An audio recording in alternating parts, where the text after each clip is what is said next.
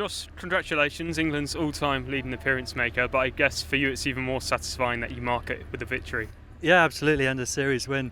Really good performance from the boys. We've played some really good cricket over the last few weeks and carried that into these T20s ahead of the World Cup. So yeah, 2 really good performances and absolutely nice memorable game, and especially with a win.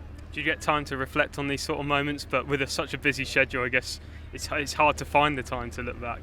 Yeah, it is, I think, but no, I definitely will do tonight, try and sort of take it in. It's quite surreal, really, to have played that many games, and obviously most of them in the white ball formats, which you can play a lot more games in those. But I think a lot of your career you're just trying to work hard, get better, what's next. But having now played for a while, I know that these moments you should really take it in and just pause and reflect and feel really grateful to have played this many games of cricket for England. And just looking back on the immediate, how does it feel to become England's all-time leading appearance maker? Yeah, really surreal.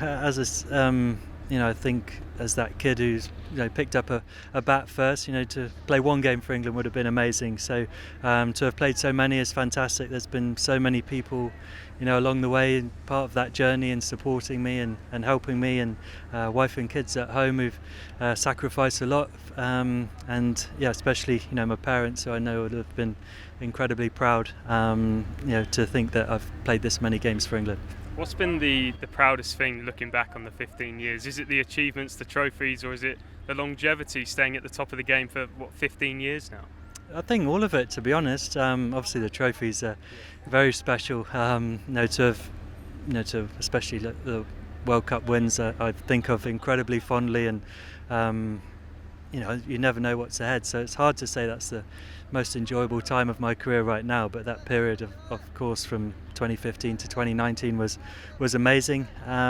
There's so many different moments, and a lot of the moments actually are not on the field at all, and shared the dressing room there with some great people, and we've had a lot of laughs along the way, so that's been good fun. And you saw the Duckworth-Lewis target change after the rain break. I guess that's another example of how the game's changed since when you started to now, that these totals are quite chaseable nowadays. Yeah, I think just the sort of calm nature that we chase that with shows the ability obviously in the team, and the way that cricket is, and batters view sort of a lot of runs off not that many balls now. So the 6-hitting ability in the team is amazing, and I think that sort of takes a lot of pressure off you as a batter to know that you can clear the ropes and hit sixes. And I thought the boys, Harry Brook's innings was incredible. Tom Banton, to see the team all the way through, to be not out at the end along with Sam Curran, it's a really good performance. You saw the ability with the ball in the first T20 and that power with the bat. How excited are you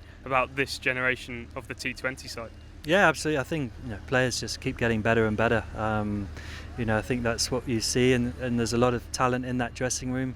There's some good experience around the group as well. So there's a really nice mixture, I think, and a lot of guys who are really hungry for success and want to play well and do better. It's a good recipe in that dressing room at the moment.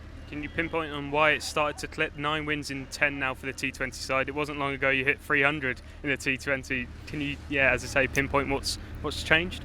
I don't know if anything's changed really. I think there's, like I said, it's an unbelievable talent to win some games of cricket. You get that know-how of how to win. You believe you're going to win, even from tough situations.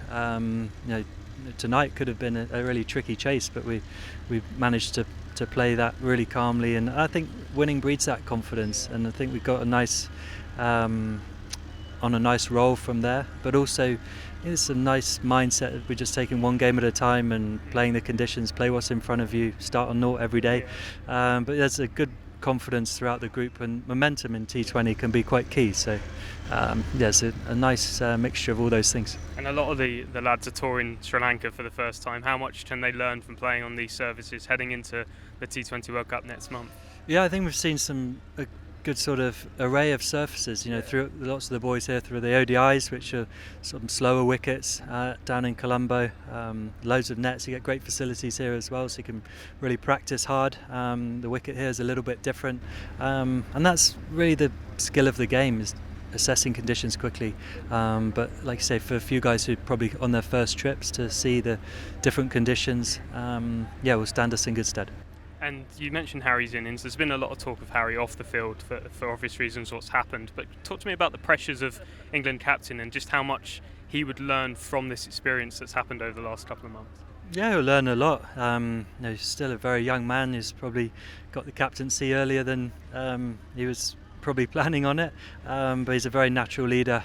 He's incredibly calm, tactically reads the game brilliantly, leads with the bat. Like the way he plays is fantastic. So, and I think he's got an incredible mindset. He doesn't seem fazed by much, and obviously it will have been a really challenging period for him, and he'll have learnt a lot. But just being around him, he hasn't seemed to, he's taken on board, learnt the lessons, and focused on the cricket. Which, if he plays good cricket, that's what everyone wants to see from Harry Brook.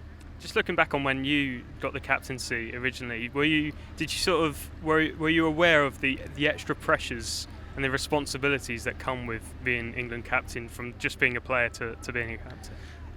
I'd say a little bit, having been good friends with Morgs for a long time and vice captain to him for a while, but you never know exactly what it's like or how you're going to feel until you do it.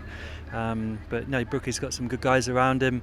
I think he's got a great relationship with Brendan McCullum. They're a really tight-knit pair as head coach and captain, which Brookie can learn a lot from Baz, who is a brilliant leader for New Zealand. So, and he'll just learn, and you're constantly learning as a player, your own game and different feelings, and captaincy is no different. You've got to experience it and learn, and he's doing a great job so far.